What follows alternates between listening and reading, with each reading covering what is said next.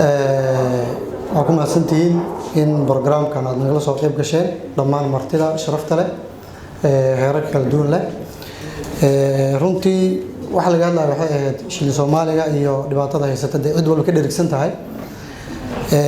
shilka Soomaaliga marka laga soo bilaabo gumeystihii ilaa laga soo bilaabo 91 oo kun shil la daabay markii ugu dambeysay ahayd iyo wixii ka dambeeyay history laga sheekeeyay on dhibaatada haysata aan wada ognahay meelaha qaar laga isticmaalin in dadka xasuusino ujeedku ugu muhiimsan ee anaga maadaama waxbarasho ka shaqeynayay dad aqoon-yahano aan haysano ilaa heer maxaan ka qaban karnaa maxaa la qaban karaa xasuusintaas iyo balun bay ahayd laakiin ujeedo kale kama lahayn qofna ugu magafayn dana gaarna kama lahayn marka waa hab cilmiyeed oo dadka aqoon-yahanada bal inay problemka bulshada ka jira ay dirsaan bay ahayd wax ugu muhiimsan oo laga lahaa ciwaankan qolo gaar ah looma jeedin taas waa ama state ama shirkad ama dawlad waxa talada la soo jeediyay waa qaadanaynaa ay ka mid tahay in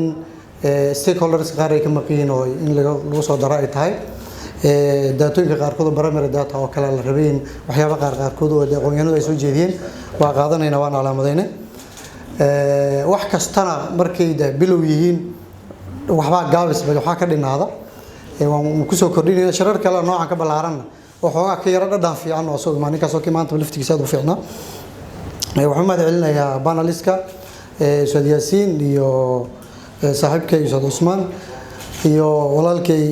Professor Ibrahim Farah Bursaid oo paneliska noo joogay xiriiriyaha iyo martida dhammaan meesha soo qayb gashay commentada la bixiyay kulli way fiican yihiin wax ka meel ka soo la sugi maadan waxba mar walba muhiim ah laga dhageystaa marka dhamaantiin commentada waa qaadanay maamada milyuuna waa waxay tirshin Soomaaliya lagu bixin ka soo deebtay Usmaan furtay lacag sideeda waa measurement la ogol yahay waa hadii dadka dhan wada ogolaan la isla ogol yahay qaybteeni waxba kama qabnaan ka horseedaan laakiin waa in mujtamaca kulligiis ay wada ogolaadaan shardigaas ay yaalo goos kaligeeni wax kama qaban karno guud ahaan waan mahad celinaynaa qolo kasta hadii ciwaankan hore loo jeediyay in hadda waa tajdiid iyo wax ku darid wali mar kale loo sii baahan yahay markaasna waa loo baahan yahay marka shir kale oo ka balaaran xoogaa